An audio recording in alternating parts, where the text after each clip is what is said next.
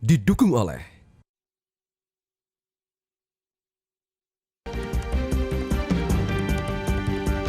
langkah Tiongkok yang secara sepihak terus memperbesar klaimnya terhadap Laut Cina Selatan banyak mendapatkan protes dari sejumlah negara termasuk negara-negara anggota ASEAN. Apa yang dilakukan Tiongkok ini dianggap mengingkari hukum internasional UNCLOS 1982 yang dulu telah disepakati bersama. Nah, untuk membahasnya lebih lanjut, kita telah terhubung dengan Ari Afriansyah, pakar hukum internasional Universitas Indonesia. Mas Ari, selamat siang. Selamat siang, Mas Kevin. Ya, selamat siang. Terima kasih atas waktunya bersama kami di Metro Siang, Mas Ari. Mas Ari, dengan Cina mengeluarkan peta terbarunya ini, Indonesia perlu khawatir tidak sih sebetulnya? Ya, jadi begini, Mas Kevin ya. Ketika negara itu mengeluarkan peta nasionalnya, itu adalah hak setiap negara untuk mengeluarkan peta nasional. Sama seperti yang kita lakukan tahun 2017 yang lalu. Ya, artinya ini untuk melakukan update. Termasuk hal-hal apa saja atau wilayah mana yang kemudian kita perbarui, entah itu karena ada perubahan alami atau perubahan yang lainnya. Nah, dalam hal ini yang dilakukan oleh Cina, menurut pengamatan saya itu justru menambah apa istilahnya ya, keruwetan, menambah masalah juga dengan negara-negara tetangga.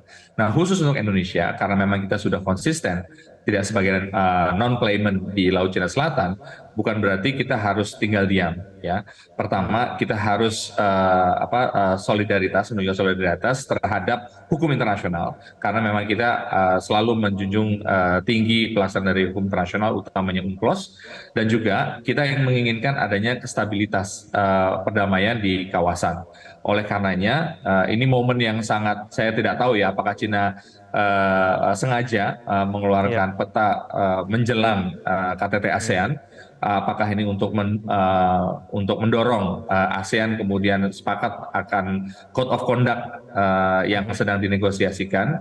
Tapi saya rasa ini perlu mendapatkan respon, dan respon itu sudah pasti ya dilakukan oleh negara-negara yang terdampak. Ya, dan juga mungkin Indonesia sebagai negara yang paling dekat dengan wilayah tersebut untuk sekali lagi tidak langsung mengakui ya, tapi lebih ke arah menekankan pentingnya negara-negara untuk menghormati hukum internasional. Begitu, Mas Mas Kevin. Ari, kan sudah ada pernyataan dari Bu Retno Marsudi ya mengenai konsistensi Indonesia menganut hukum internasional UNCLOS 1982. Menurut Mas Ari, perlu tidak sih kita melakukan langkah yang lebih tegas lagi begitu terhadap dengan langkah Cina ini? Secara hukum ya, saya rasa kita sudah lakukan itu salah satunya dengan memperjelas perjanjian ZEE kita dengan Vietnam. Dan hal ini mungkin harusnya bisa diikuti dengan perjelasan atau finalisasi perjanjian ZEE kita dengan Malaysia juga di sekitar laut tersebut.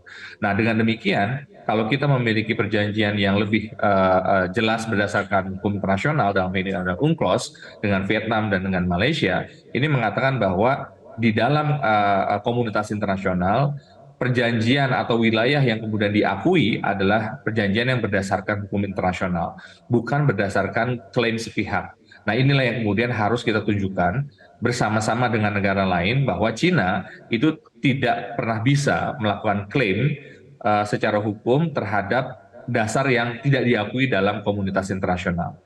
Tapi kemudian menjadi masalah adalah siapa yang bisa kemudian menghentikan Cina, tindakan yang secara nyata yang telah dilakukan di Laut Cina Selatan. That's another problem. Mas Ari, menurut Anda kenapa kemudian Cina melanggar hukum internasional UNCLOS yang sebetulnya sudah mereka ratifikasi begitu? Ya, kembali lagi Mas, Cina memiliki kebijakan luar negeri yang sudah disepakati secara internal, dan itu mereka lakukan sesuai dengan kalkulasi kekuatan yang Cina punya. Saya rasa Cina ingin mengejar apa yang disebut dengan effective occupation di Laut Cina Selatan. Jadi kalau misalnya nanti negara-negara tidak ada ya, yang bisa menghentikan Cina apa yang dilakukan di sana, mungkin dari sisi waktu ya yang diharapkan adalah pendudukan secara efektif sehingga tidak ada negara yang bisa melakukan kegiatan yang ada di sana, begitu Mas. KTT ASEAN bisa menghentikan tindakan Cina ini menurut Anda, Mas Ari? Secara nyata ya, secara nyata untuk kemudian mengkoreksi peta Cina dan kemudian membuat Cina mundur dari Laut Cina Selatan secara fakta akan sangat sulit ya. Tapi paling tidak KTT ASEAN ya harus membuat semacam sikap ya yang kemudian harusnya dituangkan ke dalam sebuah pernyataan yang jauh lebih keras terhadap Cina. Dan saya rasa ASEAN jika memang solid ya menghadapi Cina itu bisa katakanlah membuat Cina itu kemudian berpikir ulang karena tetangga paling dekat adalah ASEAN dan ASEAN adalah mitra strategis buat Cina juga begitu. Dan kita tidak bisa membayangkan kalau misalnya Cina harus kemudian mudah-mudahan tidak ya menggunakan kekuatan kekerasannya. Dan inilah yang salah satu hal yang paling kita hindari ya. Semoga jalan negosiasi ya dan kalau memang disepakati ya code of conduct yang dimotori oleh Indonesia dan ASEAN itu bisa menjadi pegangan daripada para pihak yang berada di Laut Cina Selatan dan sekitarnya ya.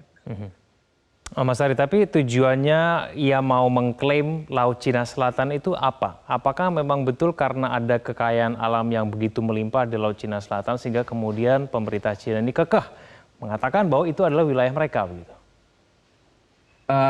Menurut observasi saya rasa ketika negara memiliki kekuatan yang merasa besar dibandingkan yang lain, ya, adalah kecenderungan buat negara untuk melakukan ekspansi, ya. Nah, apalagi Cina, katakanlah dia merasa bahwa punya alasan historis bahwa laut di selatannya itu adalah miliknya. Nah, ini yang kemudian adalah tugas buat Cina untuk menjelaskan kepada dunia bahwa dialah yang kemudian paling berhak atas wilayah tersebut.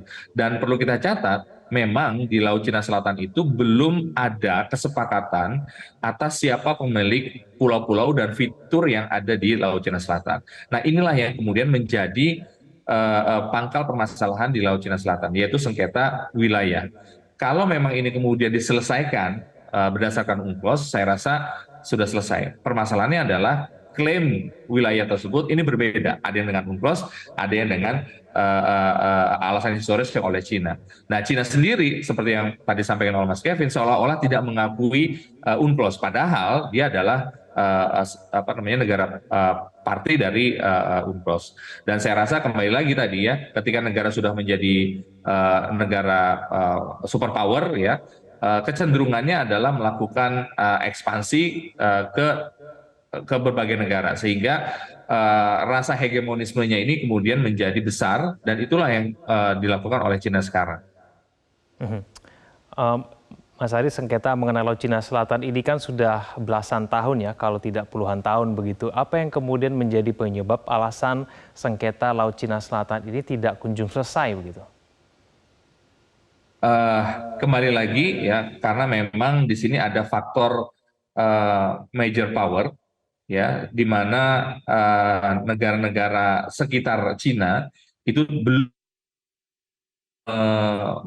mengimbangi kekuasaan Cina di kawasan. Maka dari itu, ketika Cina secara jelas ya tidak berdasarkan hukum internasional sekalipun ya, tapi dalam kenyataannya Cina tetap saja melakukan sesuai dengan kehendak hatinya, yang berbeda dengan negara sekitarnya yang kemudian bersama-sama sesuai dengan UNCLOS. Nah, hal inilah yang kemudian membuat sengketa ini berlarut-larut ya, karena memang tidak pernah ada kesamaan dan tidak pernah ada kemauan buat dari Cina mendasarkan sesuatu yang sesuai dengan diakui oleh komunitas internasional. Yang inilah yang perlu kita harus waspadai, apalagi dengan Taiwan misalnya.